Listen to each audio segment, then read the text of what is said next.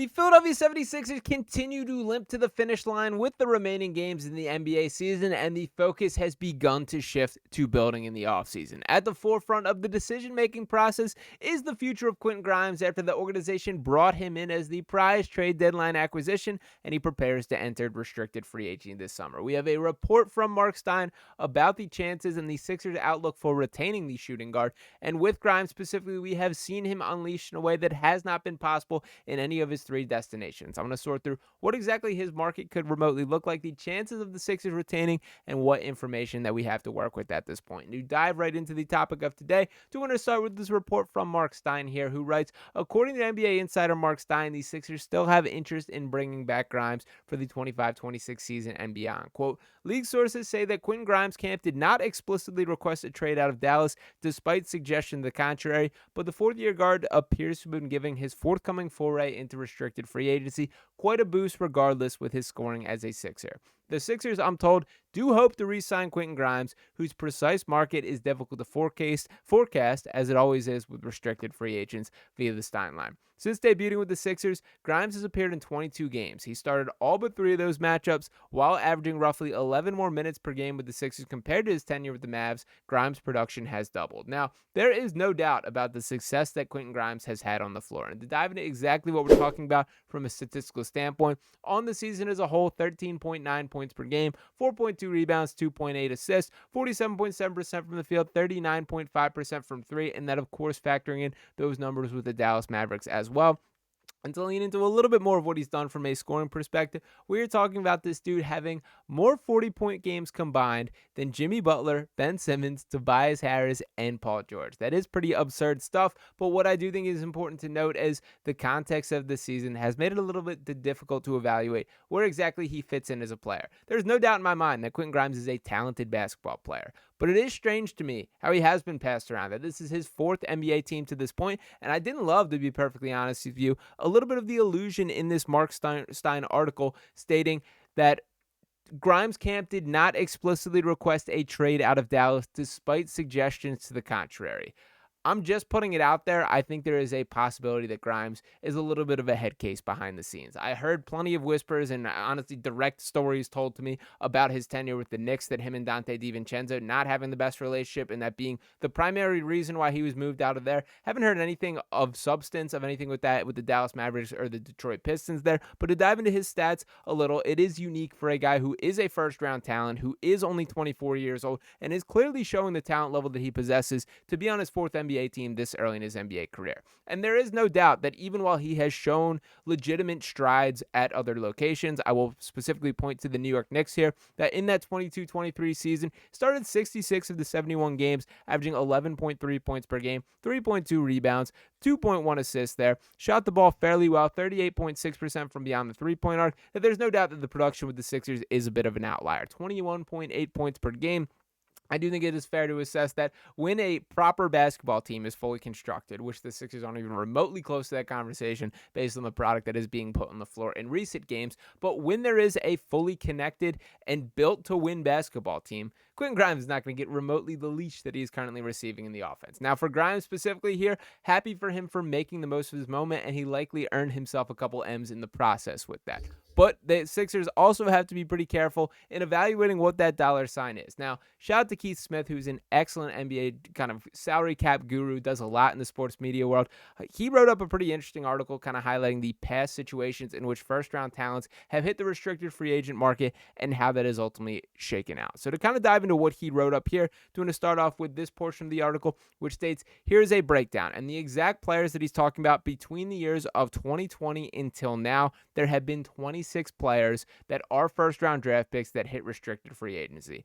Out of that, there are 3 players that have re-signed on a max deal, one being a matched offer sheet. There are 17 players who have re-signed for less than a max, one of those being a matched offer sheet. There is 1 player that is re-signed to a qualifying offer, and there's also 4 players that changed teams via a sign-a-trade, only 1 player going unsigned there. So the write-up says, out of the 26 former first-round picks to reach restricted free agency, all but 5 returned to their incumbent team next season. Only 3 got max contracts, and only 2 players garnered offer sheets. Now, as far as restricted free agency as a whole, the biggest advantage And I'm fairly certain this was calculated in Daryl Morey's kind of assessment of making this actual deal to once again trade away Caleb Martin to bring back Quentin Grimes and a second-round pick. Let's not forget about that. That currently slated around the 37th overall pick. That is going to be a nice draft pick in this particular draft class, particularly with all the talent that there is. And obviously, you can kind of take the guys that fell out of the first round. That's a good slot to be in at the draft. Well done by Daryl Morey there. But the process of restricted free agency is teams can make an offer for your team, and then you have, or for that player, and then you have a chance to match it. It is super advantageous from a franchise standpoint, as you can kind of allow guys to set their market, and I do think that is directly to come into play with Quentin Grimes. Now, what complicates this particularly is you look around the NBA, there's not a lot of money just sitting out there. There's not a lot of free cap space that teams have to work with, particularly with this new CBA. It's become more and more difficult to ultimately, stack the cards in your favor and have money to spend. And the only real team that we should be looking at is the Brooklyn Nets here for a lot of reasons. Obviously, the lottery odds that we're still paying attention to, and shout out to the Nets for that victory over the Dallas Mavericks. That was great. Gives a nice 2-game cushion for the Sixers to work with, that we do seem pretty locked in for that 5th best lottery odds. But we are more worried about the Nets potentially being the team that could poach Quentin Grimes, as we will rely on the fate of the ping pong balls for the other. That is really the only team that has this sort of window. And to dive into a little more specifics on this, this includes Quentin Grimes in the write-up and more sets exactly what the market value is. So I will kind of dive deep into this in a second, but to go into the write-up here, once again, this being from Keith Smith here, that he says there are 10 former first-round picks who are pending restricted free agents for the 2025 offseason. By original draft slot, these are the 10 pending qualifying offers. So basically, where you were drafted dictates the monetary number that is assigned to you, whether that is. And for Quentin Grimes specifically, obviously he has shifted locations quite a few times, but that specific draft slot is still tied to him. So what it says here for Quentin Grimes specifically is you can see a $6.3 million qualifying offer. Now, he's worth more than that. He's going to get an offer more than that. And frankly, even if that is the case here, the Sixers will offer more than that when they ultimately come to an agreement here. But what that means is you're guaranteeing that we're willing to spend that on you, and that kind of gives you a ticket into the dance to allow others to make their bids here. So that by guaranteeing that you're willing to pay that, you can allow other teams to make offers and be prepared to match it. And it kind of goes into the write out here. Some pretty interesting stuff. And it says both Davion Mitchell and Quentin Grimes could still reach the starter criteria. If that would end up, Mitchell and Grimes qualifying offers would come to $8.7 million. Not a huge difference here from the Sixers' perspective, that ultimately, that number does not change things. And the other part that I wanted to note was this final paragraph that was written up that says Josh Giddey and Jonathan Kuminga have enough prospect share left of them to make them future investment candidates. Quentin Grimes has certainly shown enough with Philadelphia that will put him into that same category. So it's interesting to kind of throw him under that umbrella there. Grimes is not a guy that I kind of view as all this untapped potential. I think we kind of know who he is as a player to an extent. Role-wise, certainly not, as it's going to be different with Tyrese Maxey, with Jared McCain, with hopefully Joel Embiid, Paul George, and maybe Goober Flag, or if we're feeling super lucky, that there's going to be different roles within the offense. But we know this guy is a confident, willing, and capable catch and shooter. We know this is a guy who can create off the dribble a little bit more than I think anyone could have guessed, and I've been pretty impressed defensively with the way that he can slide his feet on the perimeter. I think Quentin Grimes is going to be a great third guard to have next to Tyrese Maxey and Jared McCain. Now, I did want to include this video here. I know I've pulled it up on the channel before, but did have an interview with Yossi Goslin, who also does an excellent job diving into the cap intricacies here. So did want to get his thoughts on the overall potential of the Sixers retaining Quentin Grimes, and I do think this will make you feel a whole lot better about it. I want to start with Quentin Grimes, who I think has been sort of the prize of the trade deadline, or certainly the guy that is being injected in the starting lineup and basically given the opportunity to prove that he can be a long-term part of the Sixers team. Now, he's going to be a restricted free agent at the end of this season. That felt intentional on Daryl Morey's part.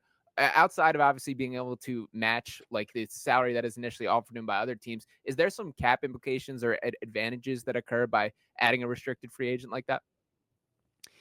Mainly that you have the matching rights. Okay. Teams are going to be more dissuaded from even making him an offer, because it's kind of a waste of time. Yeah. If you already have an indication that it's going to get matched.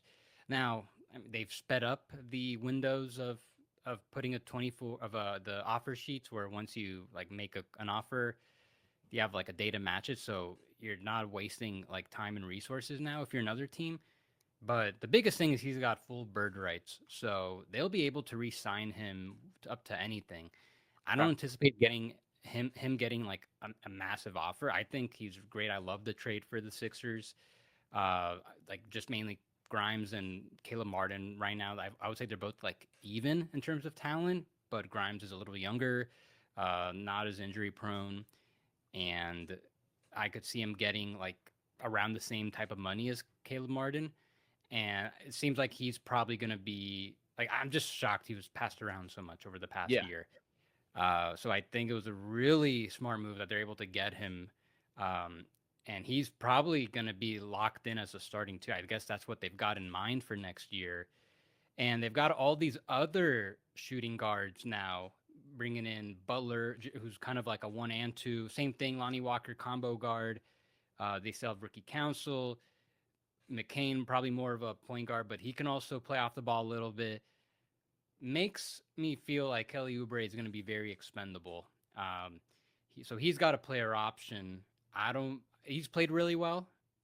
Again, the market's still not going to be very strong, so I can't definitively say predict if he'll opt out or not, because we just saw last offseason a lot of role players got squeezed. Yeah. But at the same time, I would guess that the Sixers at this point would probably want to get another forward. What I'm keeping an eye on is I would guess they re-signed Grimes. They got all these other guards. Whether maybe Oubre opts in and Drummond opts in, maybe you can put those salaries together, bring in like a $20 million player or something like that. So that's what I would anticipate the Sixers are probably hoping to accomplish. Interesting. Yeah. So shout out to Yossi. I thought he did an awesome job breaking that down here.